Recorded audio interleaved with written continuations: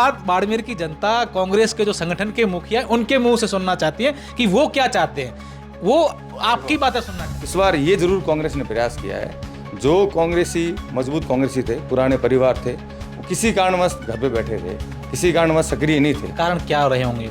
उनके निजी कारण भी हो सकते हैं। आपने मांगीलाल से पूछा क्या कारण? उन्होंने कुछ नहीं कहा कि मैं इस तरह से बैठा था, गंदी राजनीति है शहर के अंदर, और जो गंदगी कौन फैला रहा था पूछा नहीं? वो इतना बताया नहीं मेरे को, इसलिए मैं नहीं आ रहा। आपको नहीं बताया, ये हो नहीं सकता। मैंने ऐसी कोई बात हमने की भी नहीं, तो मैंने सिर्फ इतनी बात की। आपने ये विश्वास दिलाया कि आपके साथ जो मेवाराम ने किया वो हम नहीं करेंगे। नहीं, मैंने किसी का नाम लेके बात ही नहीं की, ना किसी के इशारा मत कर दिया। कोई निजी टिप्पणी। विधायक और एमपी अगर कहेगा मैं नगर परिषद चलाऊंगा, या नगर परिषद कहेगा मैं पंचायत चलाऊंगा, तो काम सही नहीं होगा। जो उनकी जो कार्य है क्षेत्र है उसी में काम करेंगे तो होगा। कांग्रेस ने, और इस बार भी है, पीछे भी कई बार सोचा है किया है, पर कई जगह होता नहीं है, नेता अपना कब्जा कर लेते हैं, सब कुछ कर लेते हैं। परंतु इस बार संगठन सक्रिय है और जिसका जो काम है उसी को दिया जाएगा। नगरीय क्षेत्र के अंदर जो लोग हैं, वहाँ के बासिंदे हैं, जो करना चाह रहे हैं, जो वहाँ के कांग्रेस को आगे बढ़ाते हैं, उन कार्य करता है, उन्हीं के अनुसार यहाँ पर बोर्ड बने। टिकट वितरण अगर सही हो जाता है हमारा और उम्मीदवार सही चयन हो जाते हैं, उसमें कोई दो राय नहीं, बोर्ड हमारा बनेगा। आज के समय के अंदर जो सर्वे है और जो लोगों की मंशा है उसके अनुसार बोर्ड तो कांग्रेस का बन चुका है। टिकट वितरण तो आपके हाथ में होगा, आप जिला अध्यक्ष या किसी और का भी इंटरफेयर रहेगा? बीजेपी के नेता ये कह रहे हैं कि इस नगर परिषद के बोर्ड बनाने के लिए हमारी कांग्रेस से तो टक्कर ही नहीं है, कांग्रेस तो आपस में लड़ रही है, हमारी कांग्रेस की चुनौती नहीं। तो इस लोकसभा चुनावों के बाद से अमीन खान पर ये एलिगेशन थे कि वो साथ में नहीं थे, फिर उनको पार्टी से निष्कासित किया गया, फिर वो वापस भी आ गए। और अब जब शिव क्षेत्र में और विशेषकर मोमिन कम्युनिटी में ये यात्रा चल रही हो, वहाँ के लोग शामिल हो, और उस यात्रा में अगर अमीन खान नहीं दिखे तो कहीं ना कहीं ऐसा लगता है कि यात्रा अधूरी थी। और आखिर में अमीन खान आपके साथ आए, एक हुजूम उमड़ा। अब क्या है, आप हमेशा से बेबाकी से बोलते रहते हैं कि चाहे उस समय की बात हो, उसके बाद क्यों हरीश चौधरी को हमेशा कोसते रहे थे, लेकिन इस बार देखा कि हरीश चौधरी का स्वागत कर रहे हैं, सामने से जाकर के यात्रा में साथ दे रहे हैं, हाथ पकड़ कर चल रहे हैं। पता नहीं ये किस प्रकार की सरकार है, किसकी सुन रहे हैं, किसकी नहीं सुन रहे हैं। पक्ष भी वैसा, विपक्ष भी वैसा, दोनों ही चिल्ला रहे कि हमारे काम नहीं हो रहा है, बैठे रहे, दबे रहे, हम मर्जी पड़े उसका घर तोड़ेंगे, मर्जी पड़े उसको दुकान तोड़ेंगे, और मर्जी पड़े वो धार्मिक हम प्रतिष्ठान तोड़ेंगे। आप बोल नहीं सकते हो। उस भय को दूर करने के लिए और यहाँ की जो आपसी भाईचारा और अपनायत है, उस विश्वास को कायम करने के लिए हम यात्रा। राजस्थान में शहरों की सरकार बनने का समय आ चुका है। राजस्थान निर्वाचन आयोग ने ऐलान कर दिया है कि तारीखें कब होगी, क्या होगी, लेकिन इसके चलते ही तमाम जो प्रदेश के 309 निकाय जो हैं वहां पर हलचल नेताओं में भी शुरू हो चुकी है। और आज इन्हीं चुनावों के चलते हम बातचीत करेंगे एक ऐसी नगर परिषद की सीट की जो पश्चिमी राजस्थान में सबसे ज्यादा चर्चाओं में है। और बात करने के लिए मेरे साथ शख्स हैं, वो है बाड़मेर कांग्रेस के जिला अध्यक्ष लक्ष्मण गोदारा। हाल ही में इन्होंने बॉर्डर एरिया में एक यात्रा निकाली जो पूरे राजस्थान में छाई हुई है। तमाम लोगों ने उस यात्रा को लेकर अलग अलग चर्चाएं की। वो यात्रा थी संविधान सद्भावना यात्रा। पहले हम यात्रा पर बातचीत करेंगे और उसके बाद आएंगे बाड़मेर नगर परिषद की बात करने, क्योंकि कल इन्होंने एक ऐसी सूची जारी की जो अब सोशल मीडिया पर सुर्खियां बटोर रही है। लक्ष्मण जी, सबसे पहले तो आपका स्वागत है और शुरुआत मेरी बॉर्डर से करेंगे, क्योंकि हम बॉर्डर जिले से हैं और बॉर्डर में अभी आपने एक यात्रा की। क्यों जरूरत पड़ी इस समय में एक ऐसी यात्रा निकालने की? बहुत बहुत धन्यवाद आपका। पिछले 1-2 महीने से जो ऑपरेशन क्लीन नाम से भारत सरकार ने नोटिस देने शुरू किए बॉर्डर एरिया के ऊपर कि अवैध जो निर्माण है उनको ध्वस्त किया जाए। अब अवैध निर्माण किस लिए है, क्या है, वो बताया नहीं। कि राष्ट्रीय हम लोग मिले जब कलेक्टर साहब से या जो भी इसके संबंधित अधिकारी थे उनसे मिले, उन्होंने बोला कि राष्ट्रीय सुरक्षा के लिए हम ये कर रहे हैं। पर जब नोटिस पढ़े उसके अंदर एक तहसीलदार द्वारा दिया गया नोटिस था और उसके अंदर क्या गोचर है या लैंड क्लियर नहीं है, लैंड टाइटल सही नहीं है। तो राष्ट्रीय सुरक्षा और लैंड टाइटल का दोनों का ही नोटिस का तालमेल नहीं था। उसके अंदर कोई ऐसी लैंग्वेज नहीं थी जिसके अंदर लिखा हुआ था कि भाई ये राष्ट्रीय सुरक्षा को खतरा है। फिर जब बात की गई अलग अलग अधिकारियों से, तो किसी भी प्लेटफॉर्म पे हमें संतोषजनक जवाब नहीं मिला। तब धीरे धीरे ये चलती रही, बात आगे करते रहे और फिर इन्होंने अचानक कार्रवाई शुरू कर दी। जैसे कोई कार्रवाई करने गए, उसी दिन सुबह वो नोटिस दिया और नोटिस बैक डेट में निकाल रखा था 7-8 दिन पहले का, और वो हाथों हाथ किसी वहाँ गाँव वासी को पकड़ा, उसे साइन करवाया, वो चस्पा हुआ कि नहीं हुआ, और वहीं जेसीबी या बुलडोजर ले जाके उसको तोड़ दिया गया। लक्ष्मण जी, ये जब कार्यवाही हो रही थी उस बात को अभी 2 महीने का समय बीत चुका है, जैसा कि अभी आपने बताया। अब लोग ये भी कह रहे हैं, जो आपके विपक्षी दल है, तमाम लोग हैं या फिर उस क्षेत्र के लोग हैं, वो कह रहे हैं कि कांग्रेस उस समय कहाँ थी जब कार्रवाई हो रही थी तब मौके पर नहीं आई, जब बुलडोजर चल रहे थे, प्रदर्शन करना तो वहां कर सकते थे। अब 2 महीने बाद जब पंचायती राज का चुनाव आ गया है, निकाय चुनाव नजदीक आए हैं, तो अब कांग्रेस सड़कों पर सिर्फ अपने वोटों के लिए, ऐसे 2 बयान भी जो आपकी उस रैली में शामिल थे, उन्होंने भी कहा है कि अब सब अपने अपनी दुकान चलाने के लिए आते हैं। क्या इस पर आपकी प्रतिक्रिया? देखो, मैं वही बात बता रहा हूँ, वापस उससे शुरू करूँगा जहाँ से मैंने पहली बात ख़त्म की थी। तो पहले दिन से उस दिन कांग्रेस ने कार्रवाई करनी शुरू कर दी थी। भाई नोटिस आ रहे तो कम से कम प्रशासन से मिलेंगे ना, सीधे धरना दे दे, आंदोलन कर दे या कोई विरोध कर दे, जानने से ही है क्या। जानने के बाद मालूम पड़ा इनकी नीयत ठीक नहीं। इन्होंने नाम तो ले रखा बॉर्डर पूरा, पंजाब से लेके गुजरात के सारे बॉर्डर को, परंतु कार्रवाई सिर्फ ये बीकानेर, जैसलमेर, फलोदी, बाड़मेर और भुज के एरिया में कर रहे हैं। ना तो इन्होंने आगे गंगानगर में कार्रवाई शुरू की, ना पंजाब में की, ना उससे आगे शुरू की। उससे ये लग रहा था जानबूझ के इन्होंने पहले 15 किलोमीटर की है। 15 किलोमीटर के अंदर जो सिर्फ एक धर्म की जो धार्मिक भावना के लिए जो मस्जिदें थी उनको शहीद करने का प्रयास किया। तो हमें लगा इन्होंने गलत किया। तो सबसे पहले हम लोग जहाँ इन्होंने मस्जिदें गिराई थी, तो हमारे सारे नेतागण वहाँ जाके गए, लोगों गाँव वालों से बात की, हकीकत बात क्या है। तो वहाँ तमाम जो 36 कौम के गाँववासी थे, उन्होंने सबने विरोध किया। उन्होंने बोला कि ये लोग हमारे साथ रहते हैं, उठते बैठते, कभी ऐसी कोई कार्रवाई, ऐसी गतिविधि हमने देखी नहीं है। तब उसका विरोध फिर हमने यहाँ सर्वधर्म सभा हुई, उसके अंदर बढ़ चढ़ के कांग्रेस के लोगों ने हिस्सा लिया। उस सभा के अंदर जितने कांग्रेस के लोग थे, कार्यकर्ता, सब उसमें शामिल हुए और उस सभा के थ्रू भाई हमने ये विरोध किया। हमने जानबूझ के प्लेटफॉर्म आगे नहीं लेके आए कि क्या पता इनकी मंशा दूसरी हो, इस मंशा के कारण वहाँ मुस्लिम भाइयों को नुकसान ना हो जाए। और उन्होंने ही हमसे रिक्वेस्ट की थी कि भाई के ऐसी चीज़ें होने के कारण एक बार हम देख लेते क्या हो रहा है क्या नहीं हो रहा। तो हमने आगे कार्रवाई उस टाइम सिर्फ डॉक्यूमेंटली की, परंतु इनकी कार्रवाई रुक नहीं रही थी। इन्होंने आगे नोटिस पकड़ाने शुरू कर दी। जो व्यापारिक प्रतिष्ठान थे, यहाँ तक जो निजी घर थे, उन घरों को भी नोटिस देना शुरू कर दिया, सिर्फ छांट के। जहाँ पर जैसे कोई SC के लोग थे उनको देना शुरू किया इन्होंने, और जहाँ मुस्लिम लोग थे उनको देना शुरू किया। तब ये लग गया कि इनकी मंशा राष्ट्रीय सुरक्षा नहीं है, इनकी नीयत ठीक नहीं है, ये जानबूझ के धार्मिक भावना भड़काना चाह रहे, जातियों को लड़ाना चाह रहे। तब इसको आंदोलन के रूप में हमने प्लान किया और सबसे पहले मुद्दा हमारे माननीय सांसद महोदय ने संसद में उठाया। उसके बाद हमारे यहाँ के जो नेतृत्व था अल्पसंख्यक का, वो माननीय हमारी नेता प्रियंका गांधी से मिले। मिलने के बाद हमने तय किया कि हम लोग यहाँ लोगों के बीच में जाएंगे। इन्होंने जो भय पैदा किया है, बिल्कुल प्रेशर के साथ, और लोगों के अंदर ऐसा भय पैदा कर लिया कि आप लोग वहीं बैठे रहे, दबे रहे, हम मर्जी पड़े उसका घर तोड़ेंगे, मर्जी पड़े उसका दुकान तोड़ेंगे, और मर्जी पड़े वो धार्मिक हम प्रतिष्ठान तोड़ेंगे, आप बोल नहीं सकते हो। उस भय को दूर करने के लिए और यहाँ की जो आपसी भाईचारा और अपनायत है, उस विश्वास को कायम करने के लिए हम यात्रा निकाले। तो यात्रा के दौरान या यात्रा जब समाप्त हो गई आपकी कल परसों, उसके बाद अभी कोई ऐसी चीज़ आई कि नोटिस किसी को दिए जा रहे हैं या ऐसा कुछ अभी कार्रवाई हो रही है? नहीं, ऐसा सुनने में तो आया नहीं, पर नोटिस इन्होंने पहले दे रखे हैं कई जगह। और इन्होंने गोचर के नाम से नोटिस दिए है, सरकारी भूमि के नाम से नोटिस दिए है। अब इनको कौन कहे कि जो यहाँ कई ऐसी मस्जिदें हैं, कई ऐसे धार्मिक स्थान है, कई ऐसे प्रतिष्ठान है, कई ऐसे मकान है जो आज़ादी से पहले से बने हुए हैं, या जब ये गोचर और टाइटल क्लियर नहीं होते भूमि के, तो उससे पहले के बने हुए हैं, उनको कैसे क्लियर करेंगे? गोचर में है या कहीं सरकारी भूमि के अंदर है, वो कैसे क्लियर कर सकते हैं? बिल्कुल, इस पर अपन फिर कभी बात करेंगे। अब सीधा आते हैं कि जैसे आपकी यात्रा चल रही थी, तो क्या रेस्पॉन्स उस यात्रा को मिला? लोगों में किस तरीके का गुस्सा है इस कार्रवाई के दौरान भी? और अगर विकास की बात करें, मूलभूत सुविधाओं की बात करें, एजुकेशन की बात करें, तो क्या वहाँ पर लक्ष्मण गोदारा ने as a youth, as a Barmer के निवासी होकर के वहाँ देखा? देखो, हमारा मेन मकसद तो ऑपरेशन क्लीन के तहत जो इन्होंने डर भय पैदा किया था, लोगों को डराने का प्रयास किया था, उसको दूर करना था।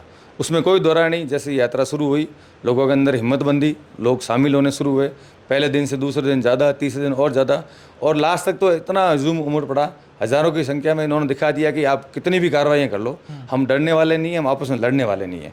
यहाँ के जो अपनायत थी, भाईचारा था, उसको हम कभी टूटने नहीं देंगे। और ये पूरी यात्रा के दौरान मुझे दिखा।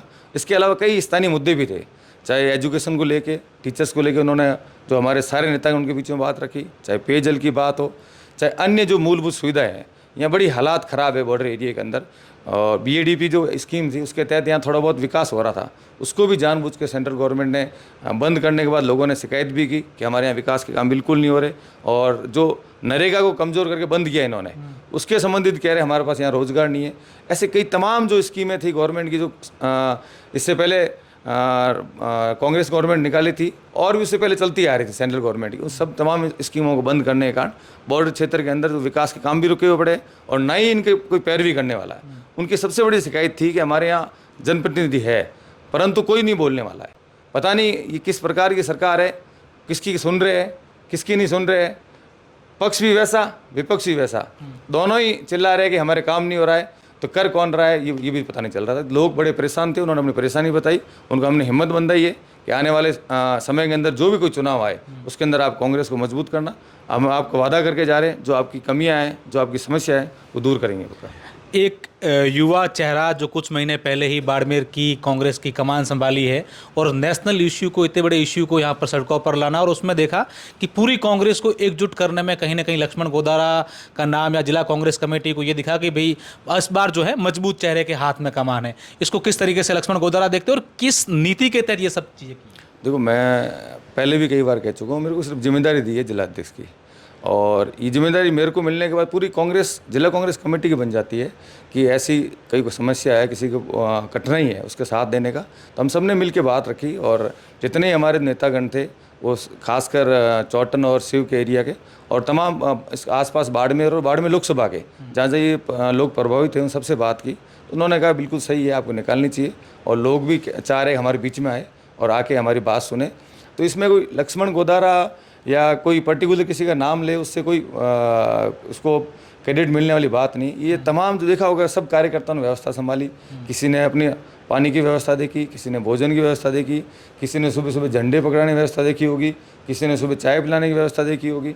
सब ने अपनी अपनी व्यवस्था देखी, कई कार्यकर्ताओं को लाने की व्यवस्था की होगी। तो जो जहाँ जैसे बन पड़ा, सब ने अपनी अपनी ड्यूटी निभाई। तो उसके कारण ये यात्रा निकली, और यात्रा निकलने के साथ साथ मैं आपको एक और बताना चाह रहा हूँ, इतनी शांतिप्रिय यात्रा निकली, कुछ भी एक भी छोटी भी घटना नहीं हुई, क्योंकि सबकी नीयत ठीक थी। नीयत नीति सबकी अच्छी होती है, सबको ठीक होता है, उसी कारण यात्रा सब अच्छी निकली। सबने सहयोग बराबर किया। ये उस यात्रा के लिए मैं तमाम जो बाड़मेर के नेता है कांग्रेस के, उन तमाम और कार्यकर्ता है, उनको मैं ये श्रेय देना चाहता हूँ। अपने बाड़मेर जैसलमेर में लोकसभा चुनावों के बाद से अमीन खान पर ये एलिगेशन थे कि वो साथ में नहीं थे, फिर उनको पार्टी से निष्कासित किया गया, फिर वो वापस भी आ गए। और अब जब शिव क्षेत्र में और विशेषकर मोमनेट कम्युनिटी में ये यात्रा चल रही हो, वहाँ के लोग शामिल हो, और उस यात्रा में अगर अमीन खान नहीं दिखे तो कहीं ना कहीं ऐसा लगता है कि यात्रा अधूरी थी, और आखिर में अमीन खान आपके साथ आए, एक हुजूम उमड़ा। उस समय लक्ष्मण गोदारा को किस तरीके से लग रहा है कि भाई हाँ, इस क्षेत्र की जो यात्रा है जो सफल हो गई, और यहाँ लोगों में जो मैसेज देना था कांग्रेस की एकजुटता का, वो लक्ष्मण गोदारा या कांग्रेस ने दे दिया है? देखो, जो हमने सबसे पहले पीसी की थी, उसके अंदर अमीन साहब के सुपुत्र शेर मोहम्मद जी हमारे साथ में थे, और कंटिन्यू यात्रा में चल रहे थे पहले दिन से ही। अमीन खान जी हो गए, हेमाराम जी हो गए, बुजुर्ग नेता हमारे, तो इनको हमने जानबूझ के ज़्यादा परेशान नहीं किया। इन्होंने पहले दिन से ही हमारा सहयोग किया था, और इन्होंने बोला था आप यात्रा निकालो, हम साथ में हैं। और जैसे ही शिव के अंदर एंट्री की, तभी अमीन साहब अपने सभी समर्थकों के साथ आए, और बड़े गर्मजोशी के साथ हमारे साथ भी चले काफ़ी टाइम, जितना दूर चल सकते थे।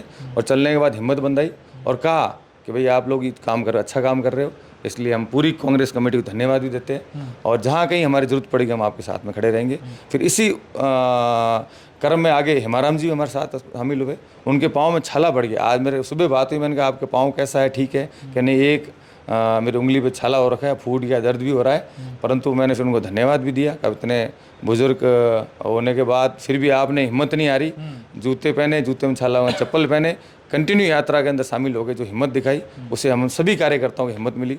तो मैं हेमाराम जी, अमीन साहब, तमाम जो नेता हैं, उन लोगों ने साथ चल के सब लोगों को जो हिम्मत दी, उसके लिए मैं धन्यवाद देता हूँ। अमीन साहब क्या है, अब हमेशा से बेबाकी से बोलते रहते हैं कि चाहे उस समय की बात हो, उसके बाद क्यों हरीश चौधरी को हमेशा कोसते रहे थे, लेकिन इस बार देखा कि हरीश चौधरी का स्वागत कर रहे हैं, सामने से जा करके यात्रा में साथ दे रहे हैं, हाथ पकड़ कर चल रहे हैं। तो क्या कुछ ऐसा हरीश चौधरी ने या लक्ष्मण गोदारा ने या फिर अमीन खान की ओर से क्या ऐसा हो गया कि अब सब कुछ चीज़ें ठीक चल रही हैं? देखो, जो यात्रा थी, ये हमारा मकसद हरीश चौधरी हो, अमीन खान जी हो, हेमाराम जी हो, पद्माराम जी, उनके लिए नहीं थी यात्रा। यात्रा थी वहाँ लोगों के लिए, उनके जो लोगों की परेशानी के लिए यात्रा थी। इसलिए वहाँ सबको पता है कि निजी हमारी कोई बात थी नहीं, निजी कोई लड़ाई थी नहीं।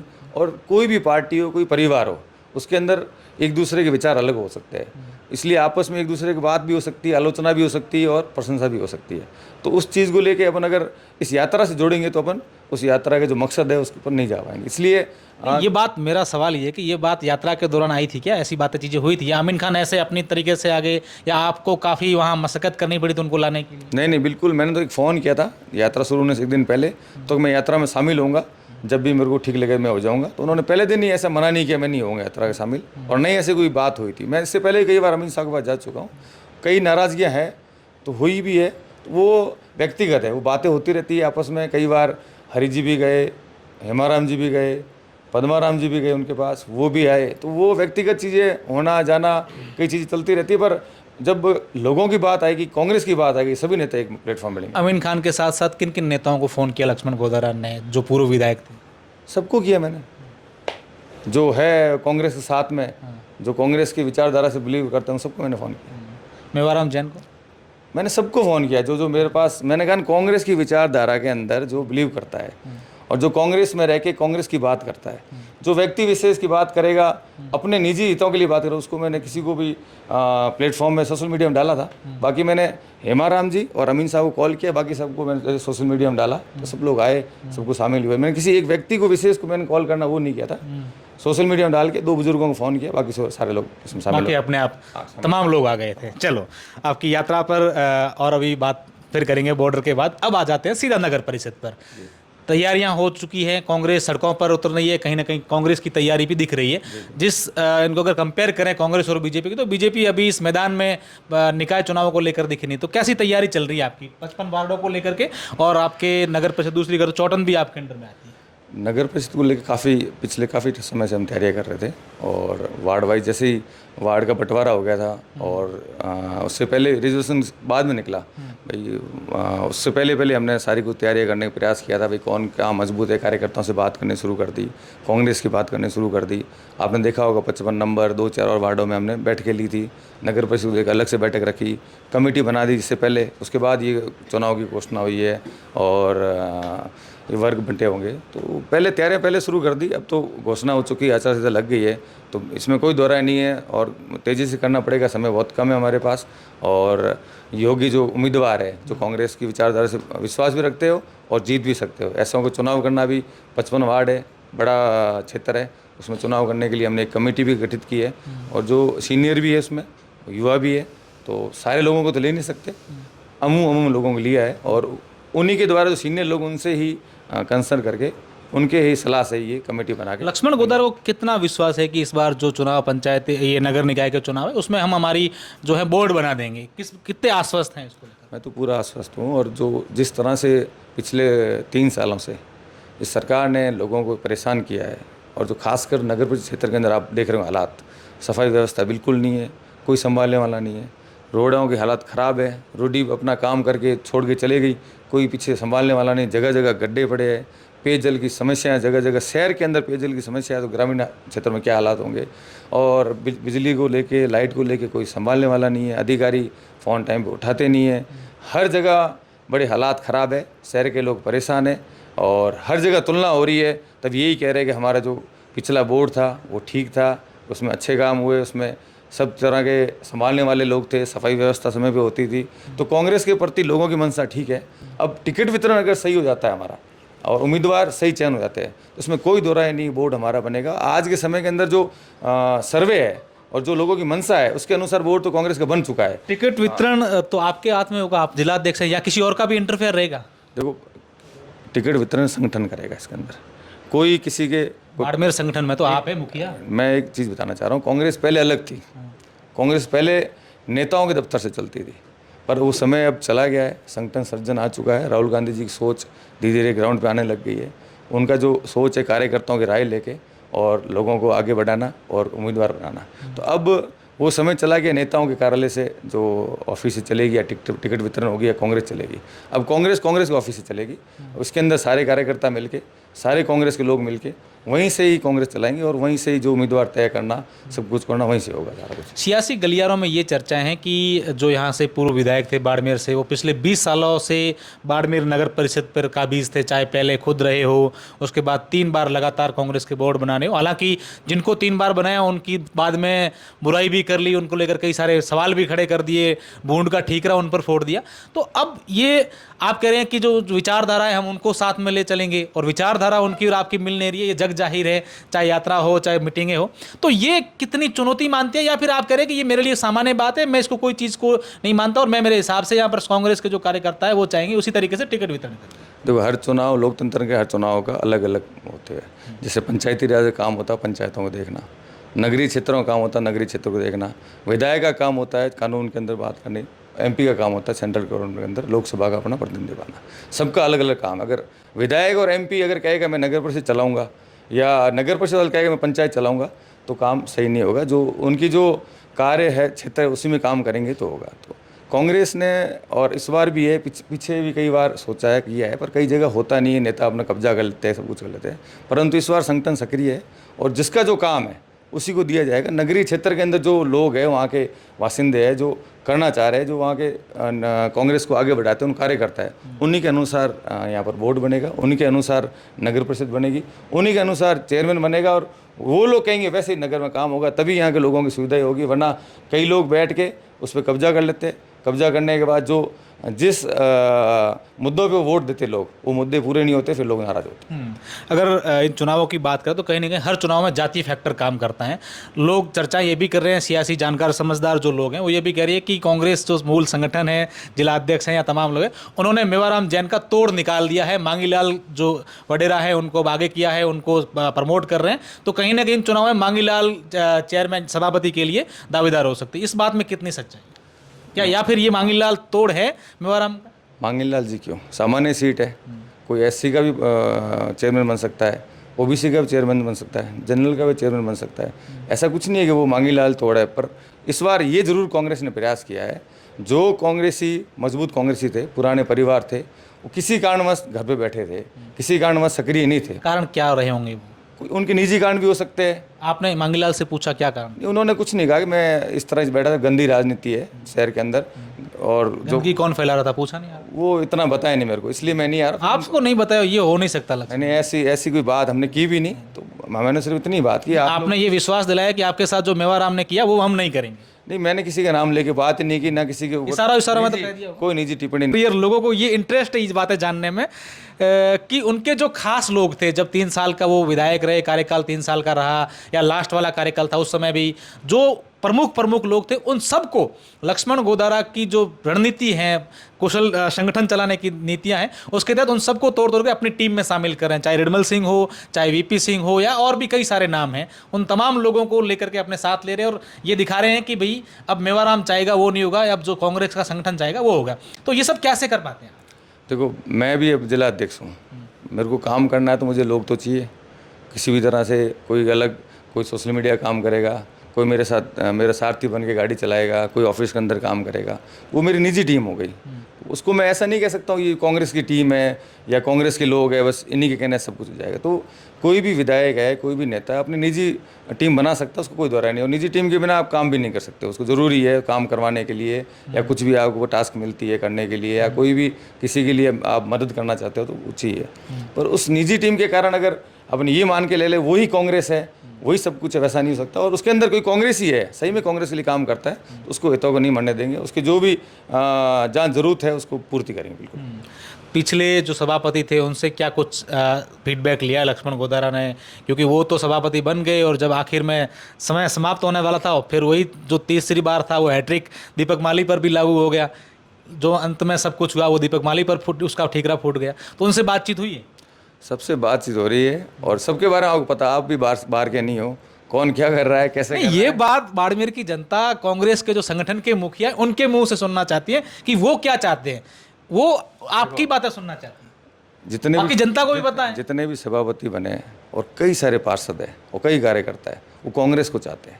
इसका उदाहरण उन्होंने जो पिछले एमपी इलेक्शन में आप देखा होगा, बहुत सारे जो कांग्रेस के अपने आप को नेता बताते थे, तो कांग्रेस के जो खैर को खार बताते थे, अपने आप को बताते हम ही कांग्रेस है, वो सब गायब हो गए थे। पर जो आप जो नाम ले रहे हो ना, यही लोग थे जो कांग्रेस को बचा के बैठे थे। उस लड़ाई उन्होंने कांग्रेस की लड़के उन्होंने बाड़मेर के अंदर बिना किसी को कह रहे हैं कि नेतृत्व चाहिए, फलाना चाहिए, बिना किसी नेतृत्व, सिर्फ कांग्रेस के नाम पे उन्होंने वोट मांगे और कम से कम कांग्रेस 12 से 15 हज़ार वोट कांग्रेस एमपी इलेक्शन आगे रही। तो यही उसका उदाहरण है। तो जो आप जो नाम ले रहे हो सारे कांग्रेस के लिए लड़ाई लड़ रहे हो, वो उनकी निजी लड़ाई नहीं है। उनका अगर दुख है तो भी यही है कि भाई कांग्रेस को खत्म करने के लिए प्रयास कर रहे हैं। उनका अगर हित यही है कि कांग्रेस मजबूत हो, तो वो कांग्रेस की लड़ाई है, इसलिए वो अभी भी साथ है। पहले भी साथ थे, उन्होंने अगर परेशान थे वो कांग्रेस को लेके परेशान थे, उन्होंने कभी शिकायत की किसी व्यक्ति की शिकायत नहीं की। अगर कांग्रेस को नुकसान पहुंचा रहे तो उन्होंने शिकायत की ये आदमी कांग्रेस को नुकसान पहुंचा रहा है, तो ऐसे आदमियों को आप समझाएं। मेरा आखिरी सवाल है, बीजेपी के नेता ये कह रहे हैं कि इस नगर परिषद के बोर्ड बनाने के लिए हमारी कांग्रेस से तो टक्कर ही नहीं है, कांग्रेस तो आपस में लड़ रही है, हमारी कांग्रेस की चुनौती नहीं है, तो इसका जवाब क्या देंगे? मुझे तो बीजेपी दिखी नहीं, पहली बात तो दिखती तो मैं इसका जवाब देता भाई, वो तो जवाब आपसे ही सुन रहा हूँ कि बीजेपी लोग ऐसे कह रहे हैं, कहाँ है। मैं तो काफ़ी समय से घूम रहा हूँ, पहले मैं शहर में कम घूमता था, ग्रामीण एरिया में ज़्यादा था, पर अब तो मैं पिछले 3 से 4 महीने के अंदर मैं शहर के अंदर घूम रहा हूँ। बीजेपी कहीं दिख नहीं रही है, कहीं है भी नहीं, और नहीं दिखने का कारण है उनके हाथ ना तो ताकत है। लोग जाते पूछते भाई हमारी काम नहीं हो रहा, ये रोड नहीं हो रही, सफाई नहीं हो रही, पानी की व्यवस्था नहीं, उनके पास जवाब नहीं है। जो अब चिकित्सालय के हालात देख रहे हो आप, कितने हालात ख़राब हो रखे हैं, कोई भी सूद लेने वाला नहीं है, कोई भी नेता हो या अधिकारी हो आगे आगे जिम्मेदारी लेने वाला नहीं है, तो वो लिखेंगे कहाँ पर? उनके पास ना तो कोई मुद्दा है मांगने के लिए, वोट मांगने के लिए, और ना ही वादा है। वादा कैसे कर सकते हैं? उन्होंने वादा करके तो उनको सरकार बनाई उन्होंने। जो पिछली सरकार आई, कांग्रेस सरकार गई है, गहलोत साहब की जो सरकार थी, कांग्रेस सरकार थी पिछली बार, उसमें कितने अच्छे काम हुए थे, चिरंजीवी योजना से लेके बहुत सारे काम ऐसे हुए थे, पर उनके पास एक भी ऐसे मुद्दे की बात नहीं है, एक भी ऐसे वादा करने की बात नहीं जिसके कारण वो शहर में जाके शहरवासियों को बता सके।